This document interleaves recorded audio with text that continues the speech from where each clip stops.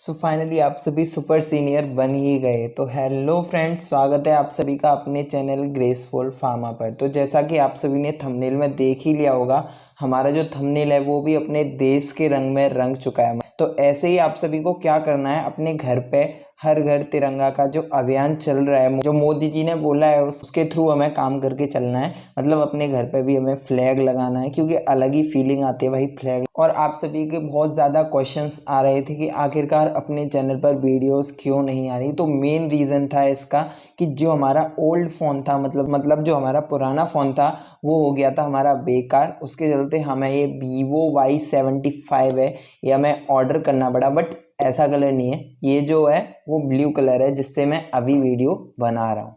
इसकी वजह से हमारे जो लेक्चर थे वो नहीं आ पाए, और भी थोड़े बहुत काम भी आ गए थे, जिसके चलते हमारा जो चैनल है उस पर वीडियोस हम रेगुलर नहीं प्रोवाइड कर सके। तो फिर आप सभी लोग को पता ही है कि इतना गैप होने के बाद फिर से उसी चीज़ को पकड़ना थोड़ा डिफ़िकल्ट होता है, तो उसे हम क्लियर करने का अब काम कर रहे हैं। तो जैसा कि आप सभी ने थंबनेल में देख ही लिया होगा, जैसे जैसे हम अपने सेमेस्टर को क्लियर करते गए हैं, आप सभी को सेमेस्टर की सिलेबस वाली वीडियो प्रोवाइड करते गए हैं, जिससे कि हमें पता चल सके कि जिस सेमेस्टर में हम अब पढ़ेंगे या जिस सेमेस्टर में हम आए हैं उस सेमेस्टर के अंदर हमें कौन कौन से सब्जेक्ट पढ़ने हैं, कैसे कैसे सब्जेक्ट पढ़ने हैं। और अब आप सुपर सीनियर बन गए हो तो आपके पास कुछ रेस्पॉन्सिबिलिटीज़ भी होती हैं आपके कॉलेज की, तो वो आपको सारी की सारी फॉलो करनी पड़ेंगी।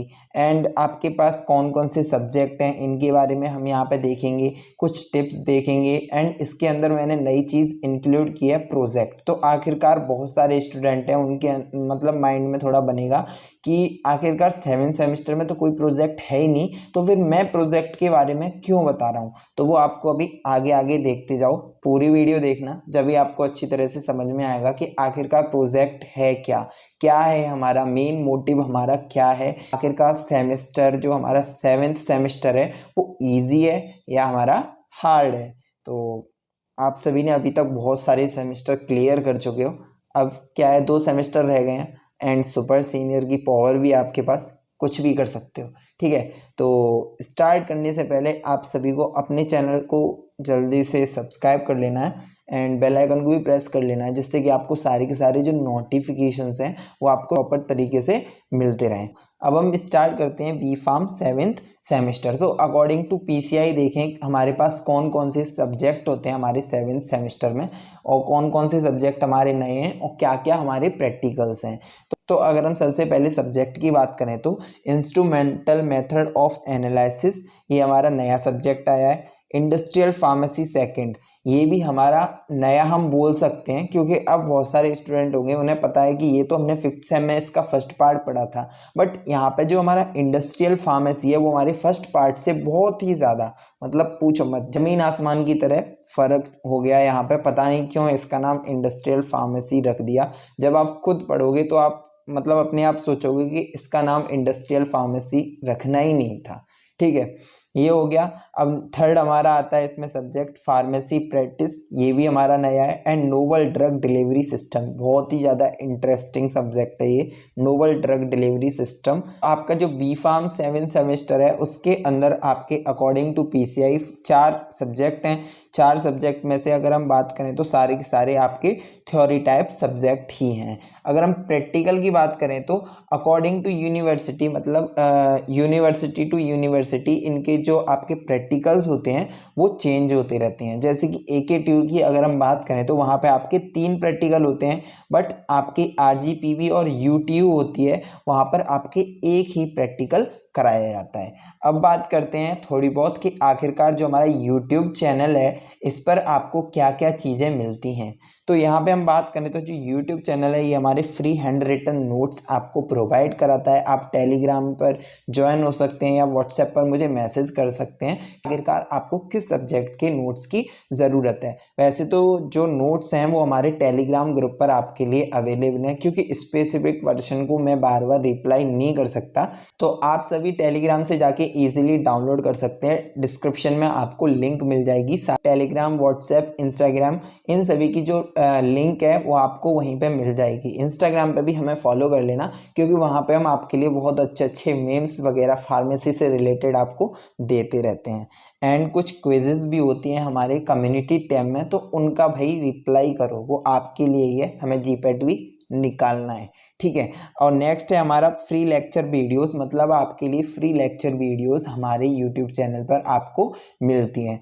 एंड प्रोवाइड एमसीक्यू, यहाँ पे थोड़ा बहुत बाकी है, वो आपको बाद में पता चल जाएगा। तो मेरी जो इंडस्ट्रियल विजिट थी या इंडस्ट्रियल ट्रेनिंग थी वो मैंने अभी ख़त्म की है, 10 अगस्त को ख़त्म की है अपनी। समझ रहे हो कितना लोड होता है भाई, मतलब ट्रेनिंग करने के बाद फिर वहाँ से आके ये सारी चीज़ें हैंडल करना ना बहुत ज़्यादा हार्ड हो जाता है, ठीक है। तो इसलिए अब हम यहाँ पर अपने इस 7 सेमेस्टर को स्टार्ट करेंगे और बेस्ट तरीके से आपको लेक्चर प्रोवाइड करने की कोशिश करेंगे, ओके।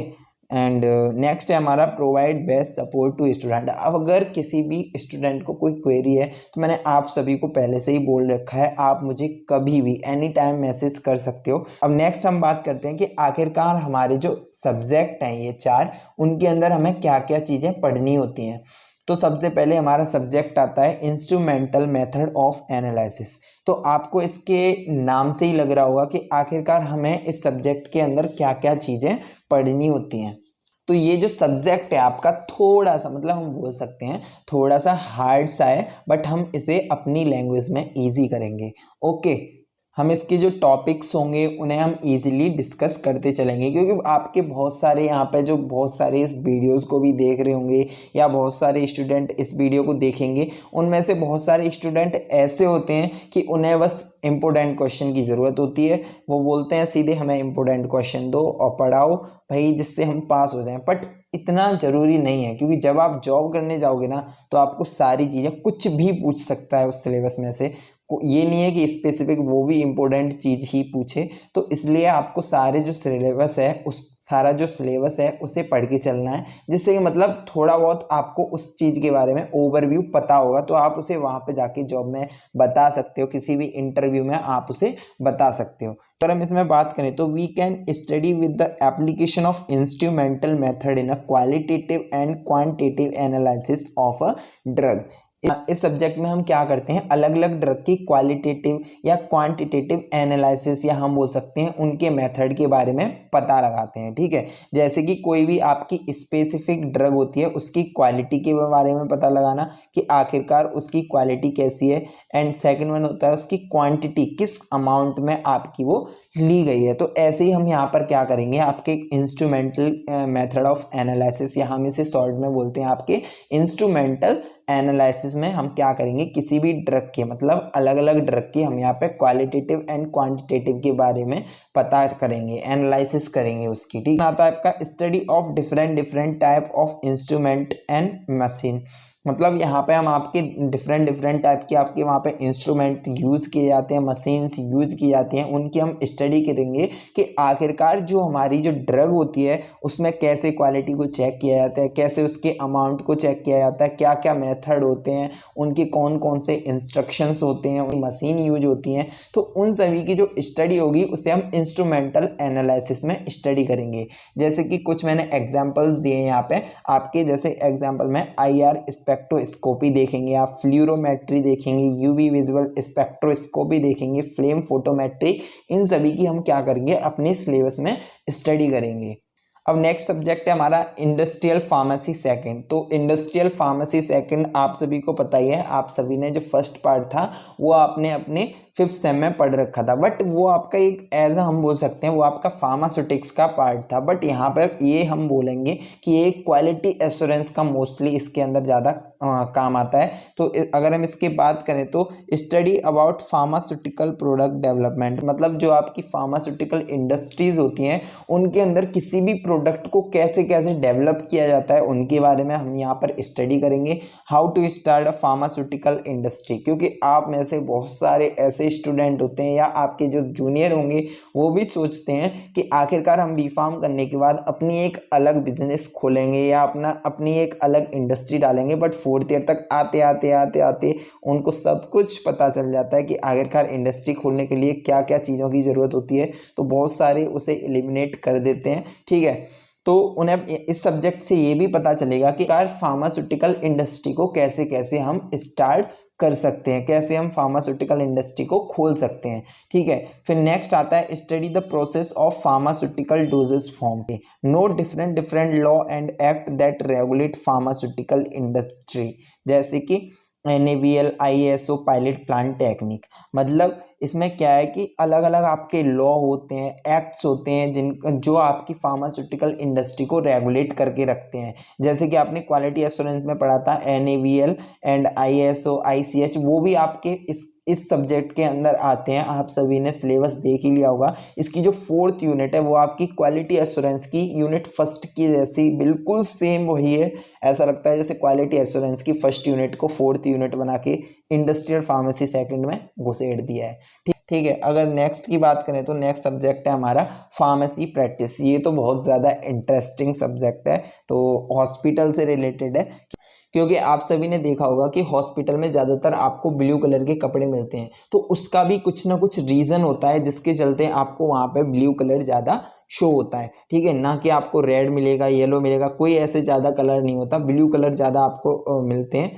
ठीक है, तो उसका क्या मतलब है, उन सभी की हम यहाँ पर स्टडी करेंगे कि आखिरकार हॉस्पिटल में कितने बेड होने चाहिए, कैसे क्या क्या चीज़ें होनी चाहिए, उनकी स्टडी हम यहाँ पर करेंगे। तो बेस्ड ऑन हॉस्पिटल फार्मेसी, यहाँ पे हमारे ये सब्जेक्ट है, यहाँ पे हम हॉस्पिटल फार्मेसी के बारे में स्टडी करेंगे कि आखिरकार फार्मेसी का जो हमारे हॉस्पिटल में क्या रोल है। ठीक है, store management, how to disperse drug in hospital.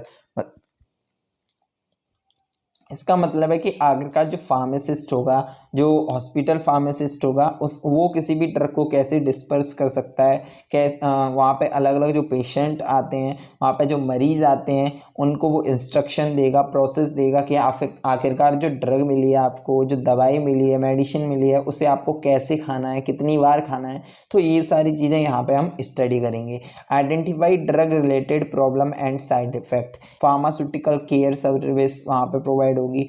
और प्रोवाइड सुइटेबल सेल्फ मेडिसिन, मतलब कौन कौन सी जो मेडिसिन्स होती हैं जिन्हें हम बिना किसी प्रिस्क्रिप्शन के थ्रू ले सकते हैं। ठीक है, उनकी भी हम यहाँ पर आपकी फार्मेसी प्रैक्टिस सब्जेक्ट में स्टडी करेंगे। तो ये हमारा बहुत ही ज़्यादा, मतलब सबसे ज़्यादा इजी सब्जेक्ट हमारा फार्मेसी प्रैक्टिस ही है। ठीक, अब हम बात करते हैं अपने लास्ट वन सब्जेक्ट है हमारा NDDS, जिसे हम शॉर्ट में बोलते हैं novel drug delivery system.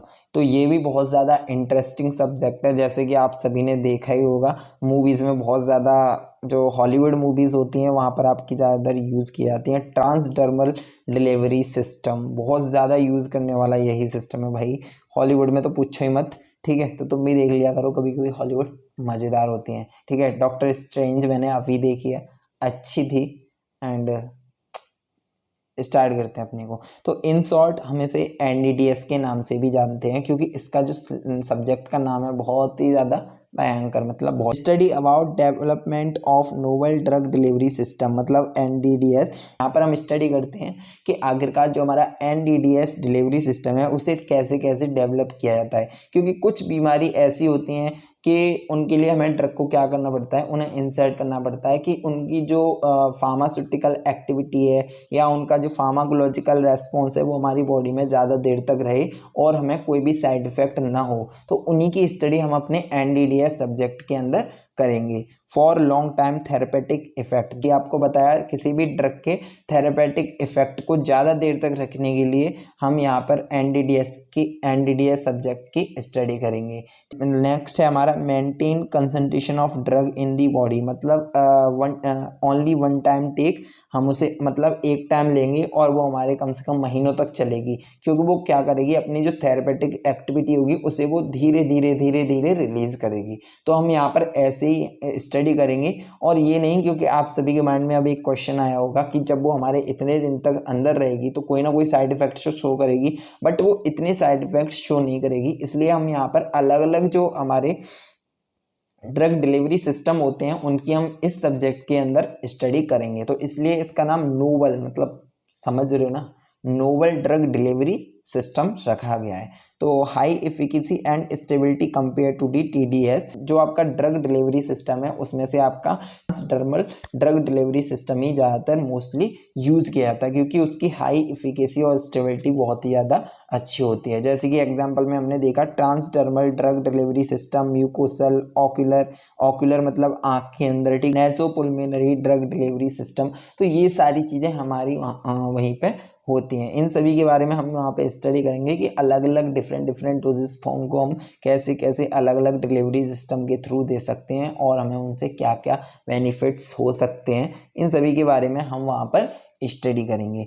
And अब हम बात करते हैं आपके जीपैट की। तो जीपैट के लिए जैसे मैंने अभी आपको बीच में ही बताया, मैं सोच रहा हूँ आपके लिए किसी बुक के MCQs को सॉल्व करें। अगर मैं स्पेसिफिक एक एक करके अगर MCQs बनाऊंगा तो बहुत टाइम बहुत ज़्यादा लगेगा, ठीक है। तो अगर आपको किसी बुक से चाहिए MCQs सॉल्व किए हुए तो आप सभी मुझे कमेंट में बता सकते हैं। मैं ऐसे बुक से आपके लिए वीडियोस प्रोवाइड कर दूंगा और थोड़ा आपको डिस्क्राइब भी करता जाऊंगा, जिससे कि आपके माइंड में थोड़ा बहुत उस क्वेश्चन के बारे में चलता रहे, ठीक है। तो अगर आपको ऐसे ऐसे वीडियो चाहिए जीपैट के बारे में तो आप मुझे कमेंट में करके बता सकते हैं, या किसी भी अदर प्लेटफॉर्म में जीपैट के बारे में बता सकते हैं कि आखिरकार आपको वीडियो कैसे चाहिए। बट ऐसे नहीं हो पाएगा जैसे मैंने प्रीवियस वीडियो डाली थी, क्योंकि उसमें टाइम बहुत ज़्यादा लगा था, बट हमारे पास टाइम क्या है, बहुत ही कम है। तो इसलिए मैंने आपको ये वाला तरीका बताया। अगर आपको अच्छा लगता है तो आप सभी मुझे बता सकते हो। हम प्रोजेक्ट की, ठीक है। वैसे प्रोजेक्ट की बात करें तो प्रोजेक्ट तो आपके 8 सेम में होते हैं, बट मैं 7 सेमेस्टर में क्यों बात कर रहा हूँ, क्योंकि आपके जो 8 सेम है वो आपका कुछ ज़्यादा लेंथी हो जाता है, क्योंकि आपको वहाँ पे सेमेस्टर एग्जाम भी देना पड़ता है, आपको वहाँ पे जीपैट का एग्जाम भी देना पड़ता है। तो इसलिए आपके पास डबल लोड पड़ जाता है। अच्छी तरह से किसी भी प्रोजेक्ट को नहीं बना पाते, क्योंकि आपको प्रोजेक्ट ऐसा बनाना है जिसमें आप बहुत ही ज़्यादा अच्छे हो, क्योंकि आपको प्रोजेक्ट बनाने के बाद आपका एक अलग वहाँ पे प्रेजेंटेशन किया जाता है, आपको प्रेजेंटेशन देनी पड़ती है वहाँ पे अपने टॉपिक से रिलेटेड। तो आप अपना एक ऐसा सब्जेक्ट चुनें जिससे में आपको बहुत ही अच्छी नॉलेज हो, या ऐसा टॉपिक चुनें जिसमें आपको बहुत ही ज़्यादा अच्छी नॉलेज हो, जिससे कि आप अपने टीचर के सामने प्रेजेंटेशन दे सकें। ऐसा नहीं कि किसी दूसरे का चेप दिया, ऐसा नहीं करना। मतलब अपना एक खुद की अपनी लैंग्वेज में अपने नोट्स बोल सकते हैं, या अपनी लैंग्वेज में आपको अपना प्रोजेक्ट बनाना है। क्योंकि प्रोजेक्ट जब आपका बहुत ही ज़्यादा अच्छा होता है, प्रेजेंटेशन बहुत ही ज़्यादा अच्छी होती है, तो आपके अलग अलग कॉलेज के, मतलब जैसे कोई अलग अलग कॉलेज में होता है, कोई यूपी में होगा, कोई यूके में, कोई हिमाचल प्रदेश में, ऐसे ऐसे अलग स्टेट में होते हैं। तो उनके अलग अलग कॉलेज की अपनी अलग वेबसाइट होती है। तो क्या होता है, जो अच्छे प्रोजेक्ट बनाता है उसकी जो प्रोजेक्ट की जो फाइल होती है वो उनके वेबसाइट पर पब्लिश कर दी जाती है। तो सोचो, अगर तुम्हारे जूनियर होंगे वो भी अगर वेबसाइट पर विजिट करेंगे, आपका नाम देखेंगे, आपका फ़ोटो देखेंगे, आपके प्रोजेक्ट को चेक करेंगे, तो भाई अलग ही फीलिंग होती है, मतलब पूछो मत, ठीक है। तो ऐसा ही आपको एक अपना अलग प्रोजेक्ट बनाना है कि अब ये मत करना कि ही नेट से चेपा, इस वाले नेट से यहाँ पे चेप दिया अपने नोट्स में, ऐसा नहीं करना। हाँ, बट ऐसे ही होता है कि आप मतलब कलेक्शन रख सकते हो। जैसे 10 PDF हैं, आप उनमें से कोई 7-8 टॉपिक लिख सकते हो अपने लिए, ठीक है। मतलब वो भी एक ही का नहीं चेप के, सभी से कलेक्ट करके अपनी लैंग्वेज में अलग लिख सकते हैं, ठीक है। तो प्रोजेक्ट का यही काम था। एंड आप सभी को आज का लेक्चर जो हमारा बी फार्म सेमेस्टर के सब्जेक्ट थे उनको बहुत ही ज़्यादा अच्छी तरह से समझ में आए होंगे कि आखिरकार हमें इन सब्जेक्ट के अंदर कौन कौन सी चीज़ें हमें पढ़नी होती हैं, और हमारे पास कौन कौन से प्रैक्टिकल होते हैं, ये भी आप सभी को पता ही चल गया होगा। क्योंकि अलग अलग यूनिवर्सिटी के अपने अपने अलग अलग प्रैक्टिकल होते हैं। जैसे कि मैंने आप सभी को बता दिया, AKTU में 3 होते हैं, RGPV और UTU में एक प्रैक्टिकल होता है। नेक्स्ट वीडियो में बहुत जल्द हम इंडस्ट्रियल फार्मेसी सेकंड को स्टार्ट करने वाले हैं, और बहुत जल्दी से उसे ख़त्म भी करने वाले हैं, क्योंकि ऑलमोस्ट नोट्स मैंने रेडी कर लिए हैं, ठीक है। तो आते हैं अपने परफॉर्म में, तो मिलते हैं नेक्स्ट वीडियो में। जय हिंद, जय भारत। और हाँ, अभी तक चैनल को सब्सक्राइब नहीं किया ना, तो चैनल को सब्सक्राइब करो और बेल आइकन को भी प्रेस कर लेना, तभी आपको नोटिफिकेशन मिल पाएगा। ओके, मिलते हैं नेक्स्ट वीडियो में। बाय।